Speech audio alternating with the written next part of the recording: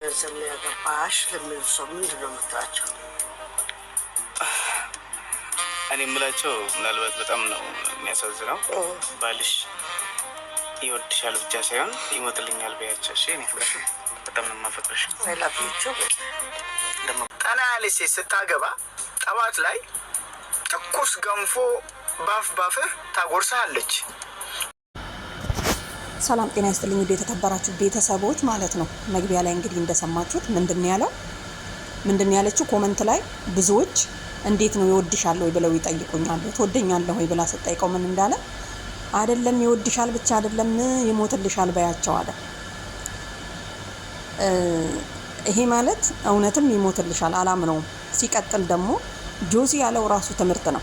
ምንድን ያለው እንዲህ አይነት እናት ስታገባ ወይም ደግሞ መጠጥ ያለች ስታገባ ቁርስህን ገንፎ ትበላለህ ማለት እኮ እንደ እናትም እንደ ሚስትም ትጠቀምባታለህ እንደማለት ነው። የኔ እናት አይታችኋል አይደለ? ቅድስትን አሁን ቲክቶከር ናት። ማታ ማታ ሁሌ ትገባለች። የማታውቁ ካላችሁ ለማለት ነው፣ ልታውቋት ትችላላችሁ። እና ከኢትዮጵያ ስንት መጽዋዕትነት ከፍላ አይደል እንዴ አምጥታው አብሮ ትንሽ እንትን ካለ በኋላ ከተለማመደ በኋላ እዛው ትቷት ላሽ ያለው። በተለይ ወንዶች ሴት ብትሆን እንኳን ትቀመጣለች በእርግጠኝነት በእድሜዋ ከፍ ያለ ቢሆን። ሲጀመር ስንቶቹ አይደሉ እንዴ አውሮፓ ሀገር ሆነው አረብ ሀገር ያሉ ሴቶች የሚጀነጅኑት?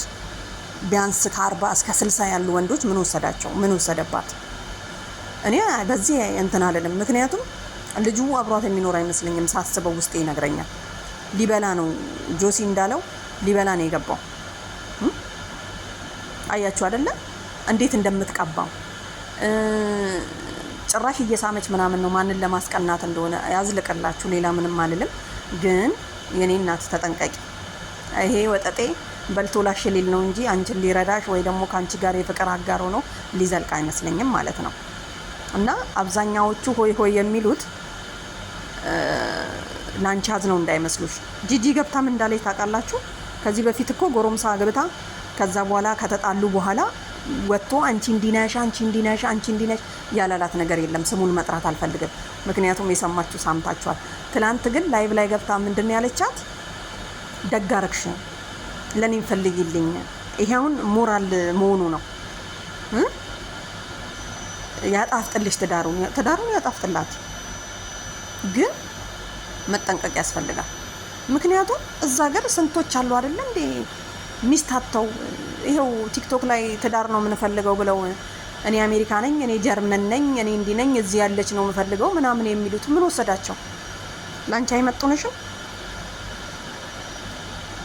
ከምር ይሄማ ሊበላሽ ነው። ምክንያቱም ሴቶች ይሻላሉ በአሁኑ ሰዓት። ግን ድሮ ሴቶች ገንዘብ ያለውን ወንድ ስለሚወዱ በእድሜ አይደራደሩ።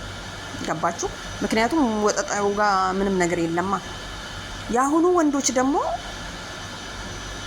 በእድሜ ከፍ ያሉ ሴቶች ጋር ይገቡና ሙልጭ አድርጎ በልቶ ይሄዳል። ቢያንስ ሴቶች ልጆች ወንዶችን ቢያገቡ እንኳን የሆነ ጥለው የመሄድ እድላቸው በጣም ትንሽ፣ ጥለው አይዱ። የኔ ጌታ ወንዱ ቁጭ አድርጎ አይደለም እንደሚሄደው። ምን አስባ ነው እንደው? ማን ዳራት? የትስ ነው የተገናኙት? የትስ ነው? ጭራሽ እኮ እግሩን እያሸችው። እግሬ ይሰበር አልልም። ከምር በሰርግ ተጋቡ። እዚህ ጋር የተቃቀፉት ማለት ነው። እኔ አንስቸው ነው እንጂ እየተሳሳሙ ምናምን ማንን ለማስቀናት ነው? የኔ እናት ተጠንቀቂ። ይሄማ ነገ ጠዋት ቁጭ አድርጎሽ እንደሚሄድ አትጠራጠሪ ማለት ነው። ቢሆንም በእድሜ የገፋውን ወንድ ሴቶች ቢያገቡ ይሻላል እንጂ በእድሜ የገፋችውን ሴት ወንድ ማግባት የለበትም። ምክንያቱም እኔ አሁን እንደው ባገባ ማለት ነው ምናልባት አላገባም፣ ግን ባገባ ከኔ እድሜ በለጥ ያለ ምናምን ነገር በቁመና በእድሜ በኢኮኖሚ ምናምን ነገር አጅሬው ይሄኔ እኮ ወረቀት የለውም። ያችን ወረቀት እንትን ሊያደርግ ነው ጠጋ ያለው መግቢያ ሲያጣ። እና ቤተሰብ ምን ልላችሁ ነው? ሴቶች አትሸወዱ ለማለት ያክል ነው። ምክንያቱም እያየን ነው። ጂጂን አይተናል፣ ቅድስትን አይተናል። ብዙዎች ደግሞ ሚዲያ ላይ ያልወጡ ደግሞ እንትን ብለዋል። ቅድስት እንዴት እንዳለቀሰች ታውቃላችሁ? እሷስ ስንት መጽዋዕትነት ከፍላ ነው። እነኚህ ግን እዛው ነው የተጋቡት መሰለኝ። መቼም ኢትዮጵያማ እንደዚህ አይጋቡ ወይ ደግሞ ከኢትዮጵያ አምጥታው ነው እንጂ እሱማ እዛው ሀገር እየኖረ በእድሜ የበለጠችውን ሴት አያገባም። ምክንያቱም ምን ነው እኛ እንዴ ኩያችንን ማንበላው ሁሉም የራሱ እኮ እጣ አለው። እኔ ግን አልደግፍም። አመናችሁም አላመናችሁም አልደግፍም። ግን እሷ ወንድ ሆና ቢሆን እሱ ሴት ሆኖ ቢሆን በጣም ተጣጥመው በጣም ተከባብረው ይኖራሉ።